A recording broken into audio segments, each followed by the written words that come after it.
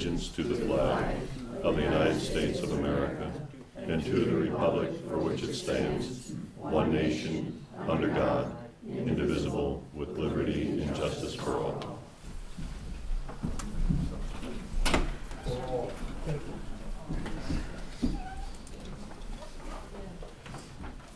Roll call.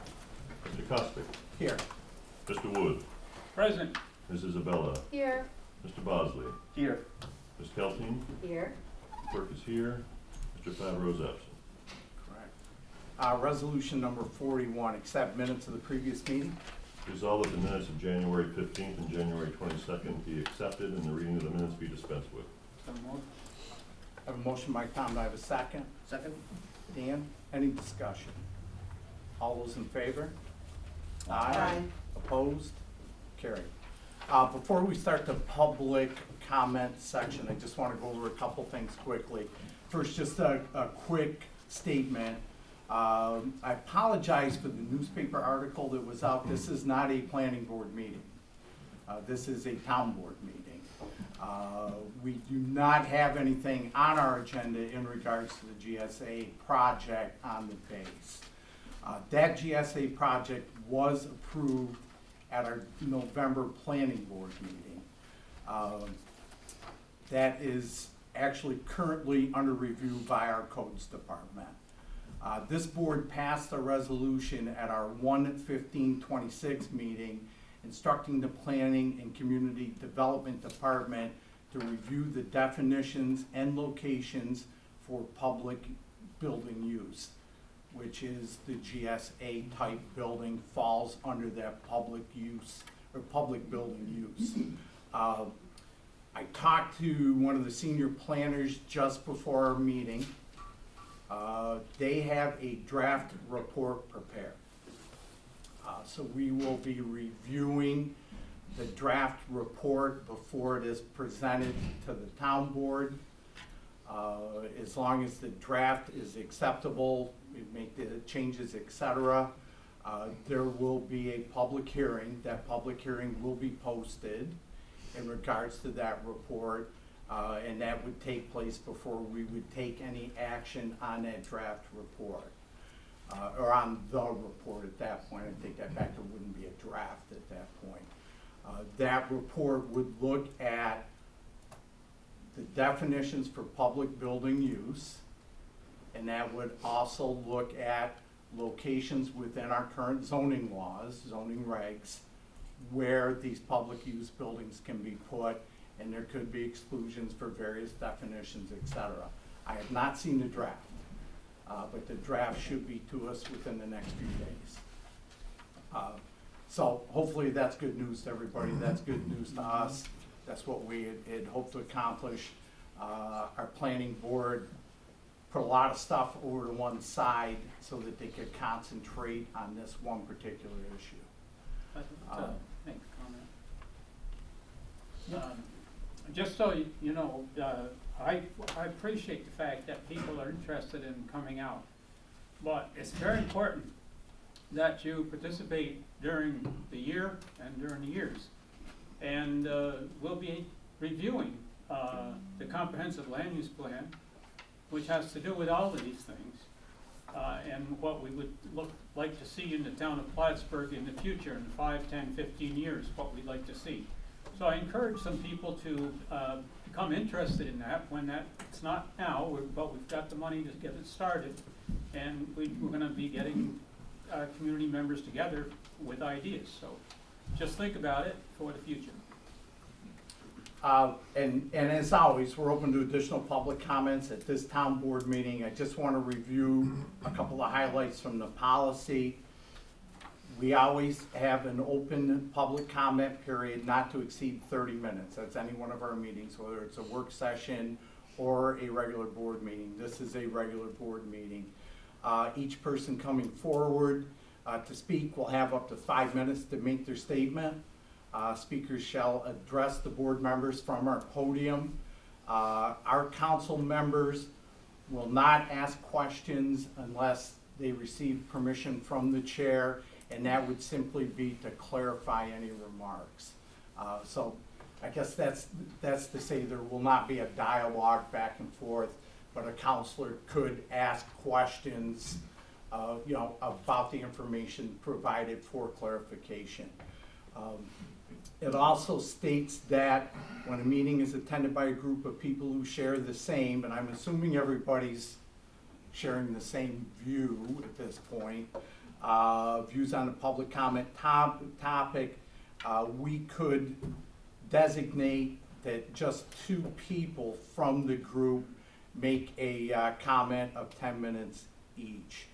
I would like to put forth to the town board, because obviously this is of interest, and we're interested to hear people, that we open that up to go for the full 30 minutes versus just the 10 minutes that actually our policy states. So,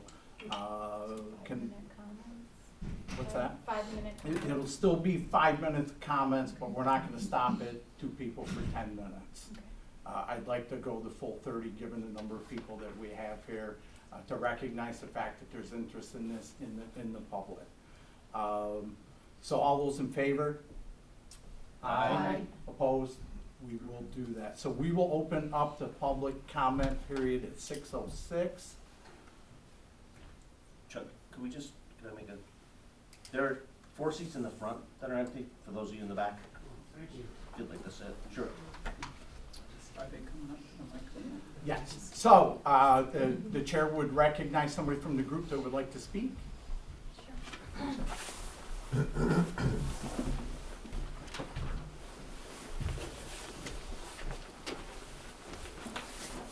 hear me okay?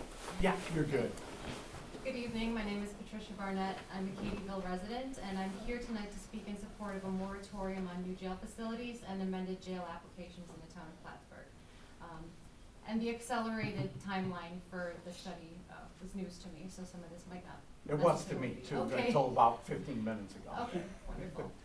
I want to start by being very clear about what this moratorium is and what it is not.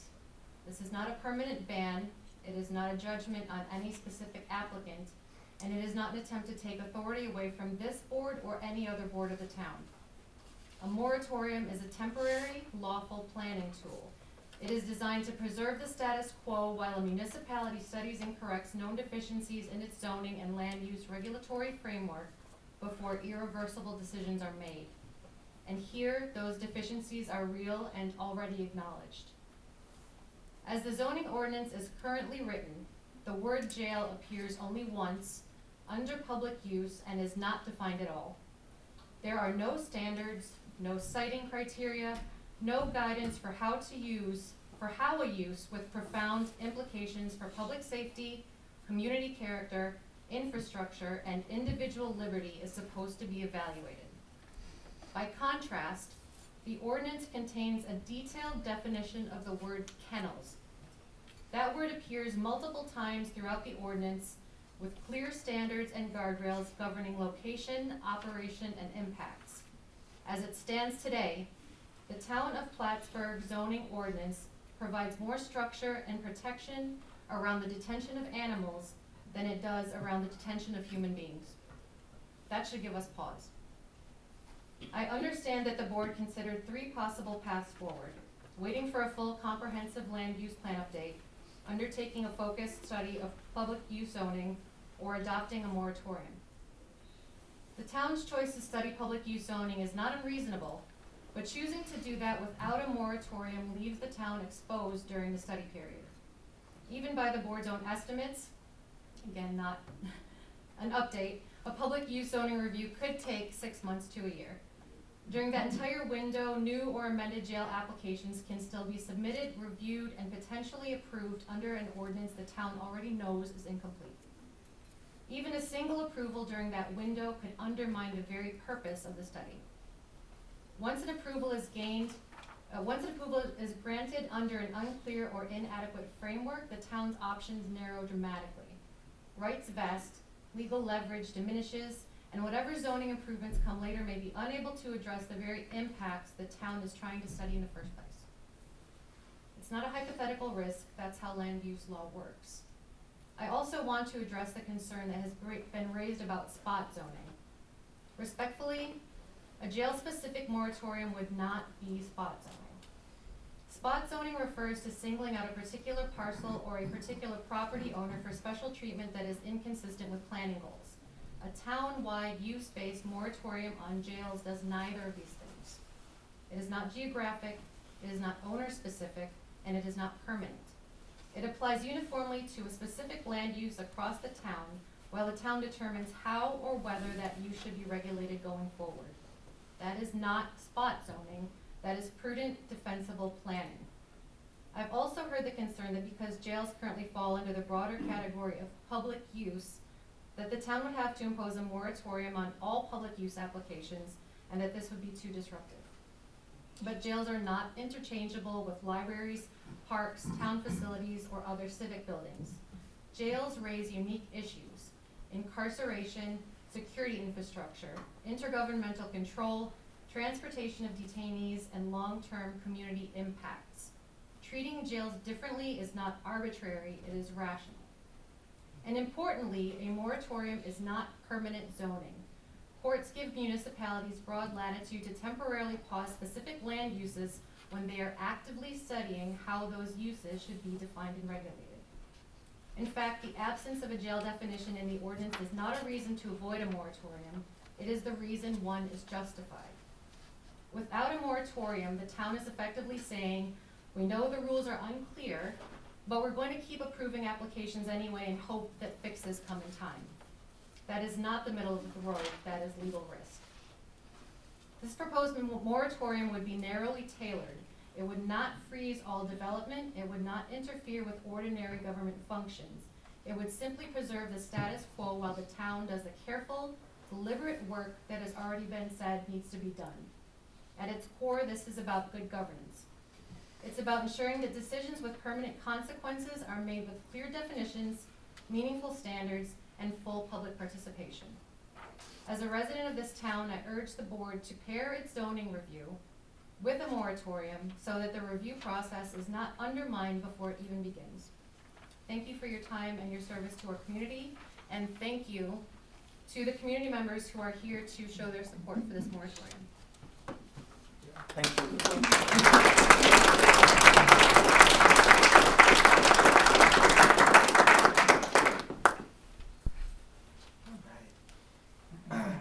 Same as Patricia, this is wonderful news about the zoning, but it does sound like we still have a little bit of road ahead of us. Okay. Good evening, board. My name is Glenn Moutris, and I'm coming to you tonight both as a resident of Plattsburgh and a proud member of this community. I am here to emphasize community support of the land use moratorium to this board. Before diving into my concerns and requests for the board, I think it's prudent to recap events that have led us here for all of those in attendance who may or may not be seeking clarity. Late last year, the development plan for the Department of Homeland Security Investigations temporary holding and investigation facility was approved by the town planning board. This approval was made in stark opposition and to the explicit desire of the community. During these meetings, it was made clear to the community that the HSI facility was approved, at least in part, due to deficiencies within our town zoning ordinance, specifically the definition of a jail. More recently, this board was addressed regarding the aforementioned deficiencies and elected to begin a study of public use zoning, as you earlier stated. I echo Patricia in saying that I agree with this necessary step. However, this does leave the town vulnerable to further developments that, like the HSI facility, can be detrimental to general public welfare. Although I agree with Patricia and believe a moratorium is necessary, I can empathize with the board's current position. I understand the reason for your hesitation on a jail-specific moratorium is of a legal nature, and the specificity of the moratorium, given the recent application and the community opposition to that application, could be interpreted as a targeted discrimination against a building permit